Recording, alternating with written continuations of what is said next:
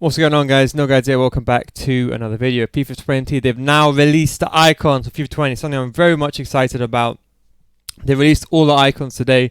This kind of came after there was there was a Zidane video posted on EA's Twitter, and it basically showed you had a base card, a middle card, a prime card, and then they had a prime moments card. They didn't really show us the prime moments card because I'm presuming they want to save it for later on in the year.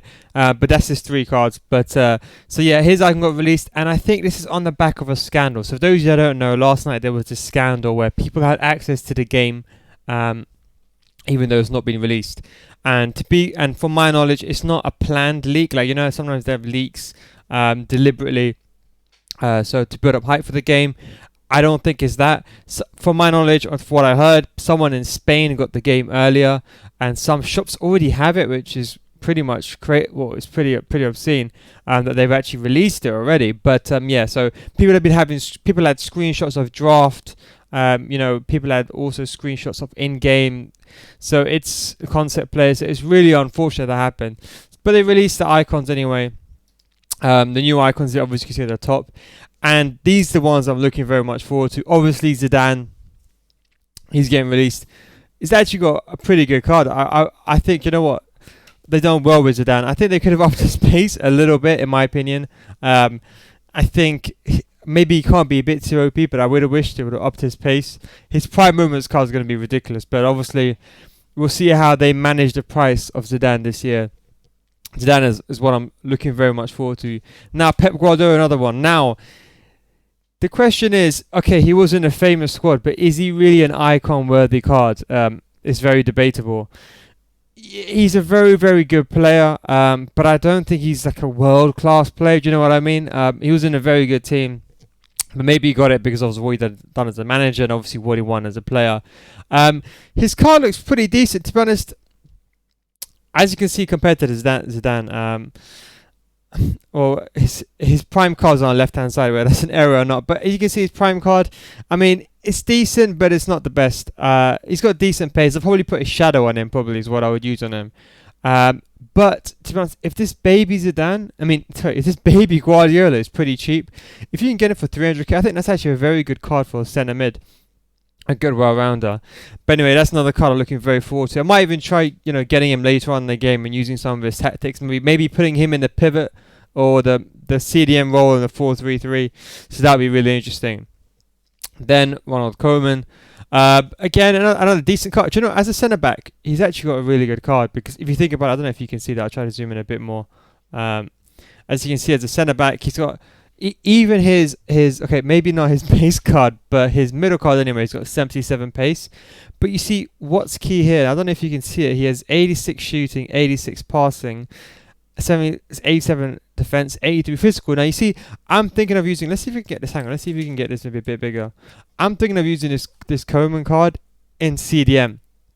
I would say, again, putting a shadow on him. But you see, he's got a stats, like, how Blanc was used this year in CDM. A good well-rounded card. It's kind of like a bit like Mateus. Do you remember how Mateus, he's the centre-back baby card, or base card, as some people prefer to call it, Mateus. He could be used in centre-mid. It's what I'm going to do with Koeman. If I do get a chance to use Koeman, I probably would use him in CDM. I don't know about his base card, though. That pace for me is a bit too low. But yeah, that might be another good card to use in centre-mid. And then obviously the GOAT, Michael Essien. By the way, all these players are prime moments. Prime moments coverage probably released, after Team of the Year, later on in the year. Obviously Michael Essien, another player which I think shooting could have been upped a bit more, but again, another good card. Very good cards, good CDM cards, good pace as well. You can almost, I would say, if he's got good work rates, I don't know what work rates they're going to give him. I would wish medium high would probably be the best that they give him. But with his stats, I think he looks like a very, very, very good card. I think he may be in contention for Vieira. The problem with Vieira, he's not so good on the ball. So Essien might have one over Vieira. We don't know about that, but that sounds very interesting. I'm an Arsenal fan of Essien, especially that goal that he scored. You know, he's one of my favourite players when I was a kid, as an Arsenal fan. We have Zambrotta, another good card as well. Now, this is very interesting because you see his stats are not that good. Obviously, his prime card on the left-hand side again. But I think, you know what? Another card that can be used in centre mid here, or CDM. I think Zambrotta here, I don't know if you can see his stats completely. Zambrotta here. I would generally use him in centre mid again. I think centre mid, or even worst case scenario, use him in a CDM role because he's got the pace, got the dribbling, he's got the defence, got the physical, got the passing. Do you know what? If he's got good work rates, I might even use him in CDM. Another card, as you guys know, I like to play my left backs and right backs in CDMs because they're good at distributing the ball. Depending on his weak foot, I like the CDMs to distribute the ball forward. I like them to track back. It's kind of like how Pep Guardiola plays in CDMs in some respect, but I also want them to become like a playmaker in some respect. That's why, in my opinion, Zambrotta might be a good centre mid. But the way I play them anyway is very unique. I play my CDMs as they're the kind of people that pick the ball up in midfield and push the ball forward. So I want them to run, pass, do everything. So now another card that might be used out of position. Even his base card. This is what's interesting. Even his base card and his middle card, they might not be the best right backs and left backs, but I think in centre mid they might be really good. So depending on their price, I might pick one of them up. Dalglish. Now, this is a card I have. It's a good card. It's more of a clinical striker rather than... The only thing that lets me down here is mainly just his physical and his pace across all of his cards. I think the pace, because it's not 77, it's not... Unfortunately, it's maybe something that I won't use. Nevertheless, a very good player, but I think they should have at least given him 80 passing, to be honest. But yeah, I'll be looking forward to him. He's going to be a clinical striker anyway. Then, okay, John Barnes. Now, you could argue one of the most underrated players, I would say, in my opinion. But nonetheless, another good card as well. It's kind of the positionings, I suppose. I suppose his prime card looks pretty decent as a left winger. Actually, you know what? You could probably even play him in striker. I think maybe even pushing him out of position into a cam role and a 4-2-3-1 all look pretty good. Maybe even his base card is using him in centre mid is actually pretty good. I suppose you could say his defending lets him down. I think the 86 card is probably the best all arounder. But again, another card that I'm looking forward to using. Now, Ian Wright. Now, this is the card that I'm looking forward to use the most. Obviously, as an Arsenal fan, I really want to use this card. Now, I think they're taking a bit of the mickey here now. I don't think he deserves... Okay, even his prime card, I don't think he deserves 70 passing. Like, they're acting like it's that bad. I mean, like, that is pretty... I mean, even 82... I would have probably gone with probably 84, 85 dribbling. But even his pace and his passing for me are a bit on the low. So, I mean, maybe because this is prime card. I think probably the best card might be his base card, but then at 66 passing is to be honest embarrassing. So I wish they did better on that front. But nonetheless, it's still a decent card. But I think that 70 pace is really going to make him almost in some respect unusable. The dribbling shouldn't be much of an issue because he wasn't a very tall player. It was on the shorter side, should I say. So he might have better agility, might have better balance. So dribbling might not affect him too much, especially with strafe dribbling now into the game. But I think his pace is really going to let him down, especially now because now passing is much more harder. It's much more difficult to make passes this year in contrast to other years. So that's going to be another thing which I'm worried about. But another card I'm still probably going to get later on in the year. Ian Rush, another good card. And I don't know what, I think they've done a disservice to these players by giving them such low passing. You see, I think these icon cards at a minimum, I know he's a striker. Now, I know you're going to say as a striker you don't pass the ball. Maybe not so much in real life football apart from like the simple passes.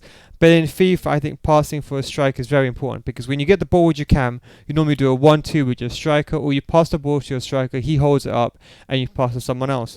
The problem is when you have 72 pace, it's really making it difficult for you. And I think, okay, maybe in a game, if you pack him, you will use him. But I think in the latter end of the year, he's not going to be a card that's going to be used a lot. And I think that's really unfortunate. I know he's got decent pace, I suppose, on his prime card. However, his base card and his middle card, should I say, I wouldn't say it's rendered unusable, but I would say 83 pace, 72 passing. It's not probably the best So I really think they did a disservice by awarding them the stats that I have. Then you have Hugo Sanchez. Now, I'll be honest, this looks like a pretty OP card, especially his prime card. Now 90 dribbling, 92 pace, 93 shot, 81 passing. This might be one, and I got in, and we know like how Hullet. Everyone likes to use Hullet because the way his body is. If you look at his hair, everyone just likes his hair in game, and I think Hugo Sanchez might be another one of those cards. Might be one of those cards again, and I'm very looking forward to using him. He's going to be hella expensive, but I think for sure he's going to be definitely an end game player. Something I did not know though was he was actually studying for a dentistry degree. So fair play to Mr. Hugo Sanchez. But again, another OP card. Even his base card, even then his base card, 88 pace, 88 shots, and 78 passing is probably better than, you could argue, Ian Rush's prime card in some respect. So it's kind of a thing where I think some players should be rated a bit better, especially because some players like Rush's passing. It's a bit on the unfortunate side, should I say, and obviously Ian Wright as well. Next, okay, Garrincha. Now this is an interesting card. Now is he gonna? It depends what they put a weak foot on him, or it depends what his weak foot is and what is. I mean, I hope he has 5-star skill moves. I hope. Fingers crossed he does. If he does, his prime card's going to be unbelievable because he's not the tallest of players. Obviously, we know about him, but look at those stats: 96 dribbling, 90 pace, 87 shot, and 94 passing. This is going to be like now. I don't know I don't think he'll have a 5-star weak foot. Don't get me wrong, but maybe a 4-star, So I think this might be my Ben Yedder replacement in cam. So maybe I'll start him on the right hand side for chemistry purposes. But I'll probably move him inside to a cam position. If I play a 4-2-3-1, this guy would be my striker. Probably an engine on him to increase his pace a bit more, increase his dribbling and then his passing. Probably be one of the best cards that I'm looking forward to using a lot in the game as well. God knows what his prime moments would be like. Then obviously the GOAT, Didier Drogba. As an Arsenal fan, I can tell you this guy, I hated him so much as a kid because he always turned up against Arsenal. For some reason against Arsenal, he always turned up and he was just a beast. Basically, you can argue, won them the Champions League, won Chelsea the Champions League. A formidable player. I think, in my opinion, in contention for one of the best strikers in the Premier League. And in terms of his card, another very good card as well. However, passing lets him down a bit, but 90 physical, 90 pace, 92 shot. I think you can't give him too good passing because then he'll be a bit too OP. But I think the passing is right though. And I think this card is going to be OP as well. Even his base card is going to be OP. Now, if you're someone that scores corners and scores headers, I think for sure this is the card that you want to use. This probably might be one of the most OP cards. Now, I'm not saying it just because it's Drogba.